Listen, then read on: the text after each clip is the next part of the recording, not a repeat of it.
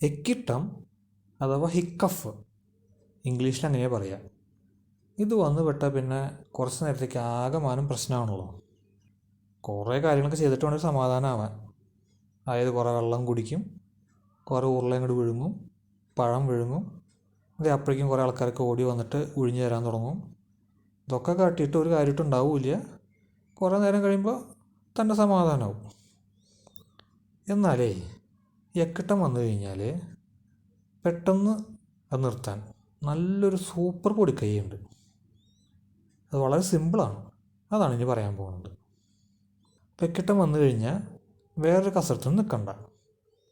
നമ്മൾ ചെയ്യേണ്ടത് എന്താണെന്ന് വെച്ച് കഴിഞ്ഞാൽ നേരെ ഒറ്റ പോയിന്റിലേക്ക് നോക്കിയിട്ട് മനസ്സങ്ങടെ ഏകാഗ്രമാക്കുക. ഇനി പറയണ കാര്യമാണ് ഇമ്പോർട്ടൻ്റ്. അങ്ങനെ നേരെ ഒരു പോയിന്റിലേക്ക് നോക്കിയിട്ട് മനസ്സ് ഏകാഗ്രമാക്കിയിട്ട് ബ്രത്ത് അങ്ങോട്ട് ഹോൾഡ് ചെയ്യുക. ശ്വാസം അടക്കി പിടിച്ച് നിൽക്കാനീ പറയണത്. സാധിക്കുന്ന അത്രയ്ക്ക് ബ്രത്ത് ഹോൾഡ് ചെയ്യുക. എന്ന് വെച്ചിട്ട് ശ്വാസം മുട്ടി ചാവാൻ നിൽക്കണ്ട, വല്ലാണ്ട് ബുദ്ധിമുട്ടാകുമ്പോൾ വിട്ടു കൊടുക്കുക. അപ്പോൾ ബ്രത്ത് ഹോൾഡ് ചെയ്തിട്ട് കുറച്ച് നേരം പിടിക്കുക. സാധിക്കുന്ന അത്രയ്ക്ക് ടൈം പിടിക്കുക. 2 3 തവണ ഇങ്ങനെ ചെയ്യുക. ഒന്നല്ലെങ്കിൽ ശ്വാസം അകത്തേക്ക് എടുത്തിട്ട് ഹോൾഡ് ചെയ്ത് പിടിക്കുക, അല്ലെങ്കിൽ ശ്വാസം മുഴുവൻ പുറത്തേക്ക് വിട്ടിട്ട് കുറച്ച് നേരം ഹോൾഡ് ചെയ്ത് പിടിക്കുക. ശ്വാസം ഉള്ളിലേക്ക് വലിച്ചു പിടിച്ചിട്ട് ബ്രത്ത് ഹോൾഡ് ചെയ്യുന്നതാണ് കൂടുതൽ ഉത്തമം. അതാണ് കൂടുതൽ കംഫർട്ടബിൾ.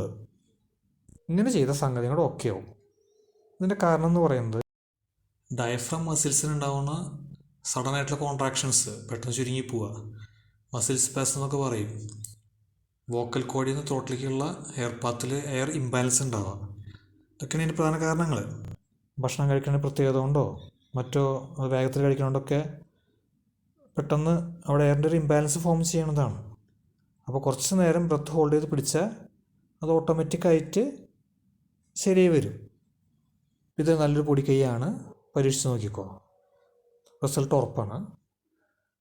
ഇതുപോലത്തെ മറ്റ് പൊടിക്കൈകളൊക്കെ ഉണ്ട്, അതൊക്കെ അടുത്ത വീഡിയോയിൽ ഉൾപ്പെടുത്താം. അതുവരേക്കും ഗുഡ് ബൈ. എല്ലാവർക്കും ശുഭദിനം.